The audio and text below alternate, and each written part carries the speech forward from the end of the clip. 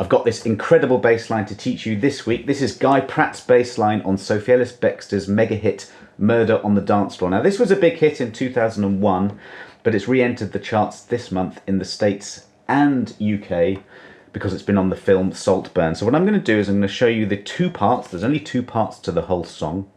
We'll talk about the structure of the song if you want to learn this for a gig or just to play along to the original, which I highly recommend. And then I'm going to show you a couple of patterns and theory things, what key we're in, what scales you can use to make your own little fills up around Guy Pratt's incredible line. So here's the verse and chorus bass line. It's just over 2 chords, G sharp minor and F sharp minor. Everything in this lesson you can download via the link below. Let me play it slowly.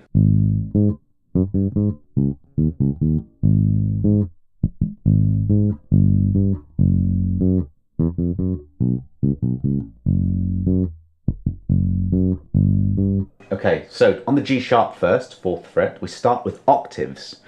With this rhythm, this is a dotted 8th attached to a 16th note. I always find this rhythm quite tricky, so be careful with this one. It's so tapping your foot and subdividing into 16ths. Da, da. This little chromatic movement now after that. Frets 4, 5, 6. The F sharp, G natural to G sharp. Now learn that pattern because we're about to go to exactly the same set of notes over the F sharp minor chord. So I'm using my little finger for the octave, and the key to this is keeping the notes quite short in length. There's that rhythm again, and then I love this bit, ghost notes. Now Guy Pratt is a fantastic bass player. If you listen to the original, he just does little intricate things that are different a lot of the time. So do listen to that original, pick out what you can and play it. So I think this is what he's doing. Before the octaves, we've got this little chromatic movement, G sharp, G natural, leading to the F sharp minor chord. There are 2 ghost notes. So keep that hand set in that shape, finger 1 and 4, and you've got index middle here. And I'm just releasing pressure here to make the notes short. So we're onto the F sharp minor chord, and it's exactly the same rhythm and line.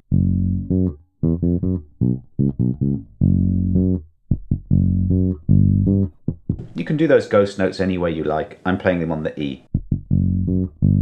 Now there is one slightly strange thing that happens quite a lot in this song, in both sections, and that's an extra bar tagged on to the end. It can throw you if you're not really ready for it. I'll play it once round into that extra bar.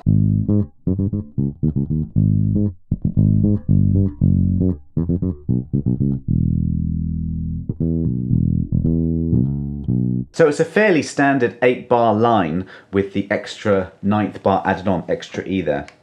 And he does a lot of cool things here. I'm going to show you later how you can maybe do some of your own fills in that bit there, you know. Let's go into the bridge though. This is the B section. This is the only other bass line to learn in the song. E, B, F sharp minor, A with some pushes. Let's play it slowly. That's a staccato. That means play short.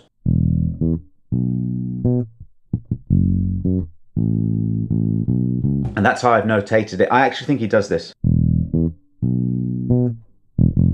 A little chromatic lead in again to the F sharp minor. That would be open string E, F natural 1st fret. But it definitely is octaves going on here. It's very important to control all the notes here so that you don't get any other strings ringing out when you don't want them to. There's so many different ways to do this. I'll put a video here if you're interested in learning a bit more about muting, but very briefly, you can stop that E by just resting your thumb on it when you want the note to stop. That's one way. The other way is just to lay your fingers down as you're playing the E on the 2nd fret of the D string. You can just close your fingers on that E string and it'll stop. But everything is nice and controlled there. Play the A open. But he does lots of things like this.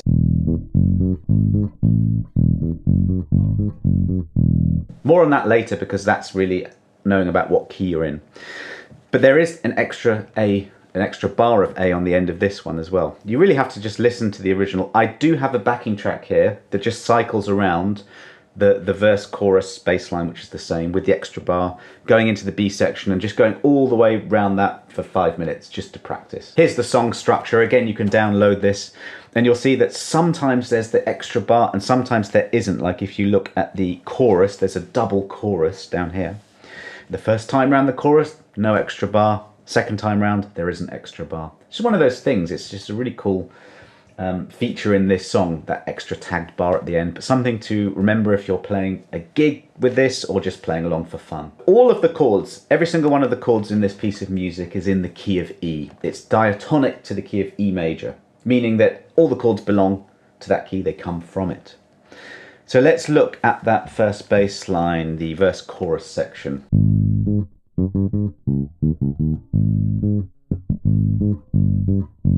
So you've got G sharp minor, F sharp minor. This is E.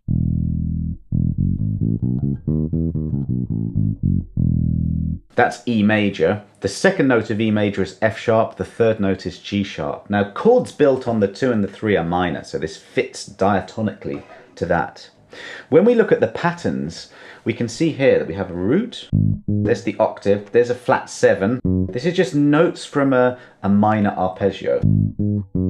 Very common notes within bass lines. That note there, the perfect fourth, which is in this, and Billie Jean, which I'm demonstrating here. That's a minor pentatonic scale. This is something that you can take from this song and use in your own compositions or other songs. Any minor chord, you can play these notes. Guy Pratt almost certainly didn't think in this analytical way. He just got the chords, got the song and played his cool bass line, right? But it's good to teach like this. So we've got an octave, flat 7, the perfect fourth and fifth. You know, just learn the pattern.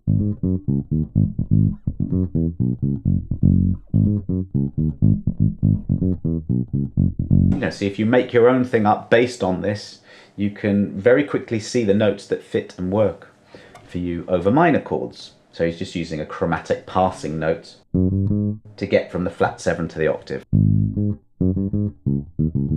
To 4 to the 5 sounds cool. And then when you go to the F sharp minor, it's exactly the same. Now let's take a closer look at that second time bar. I'll explain that very quickly, by the way.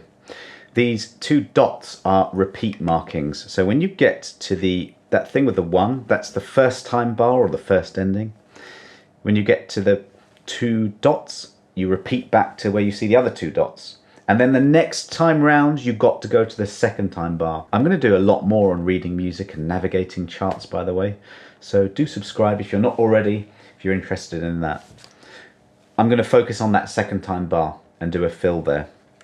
I'm going to come out from the F sharp minor.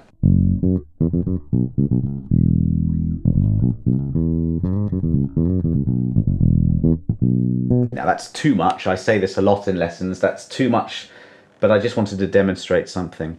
Knowing that we're in the key of E means that you have all the notes at your disposal now if you did want to elaborate or make up some other bass lines. We're in the key of E and all of that stuff. E major pentatonic, which is an excellent scale for fills. Now, in this position here, where my hand happens to be, you have frets 2 and 4 on the E, A and D strings. Play it open E first, and then do that. You could just play around just with that selection of notes. It's E major pentatonic.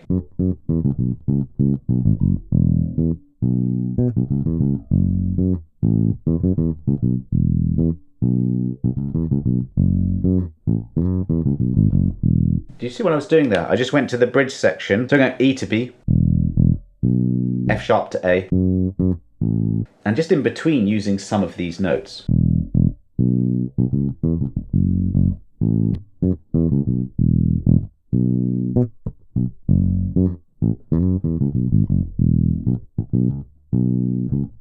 Etc. You know, you can have a lot of fun just doing that.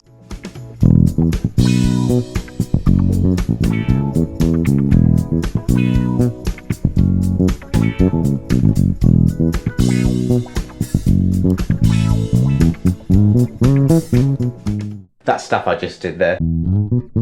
Just the same notes down here, just extending it. It's always very useful to know your scales across the entire fretboard.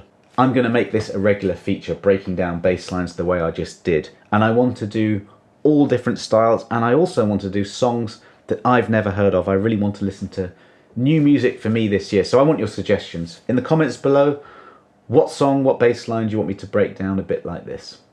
Thanks very much for watching. I'll see you next time.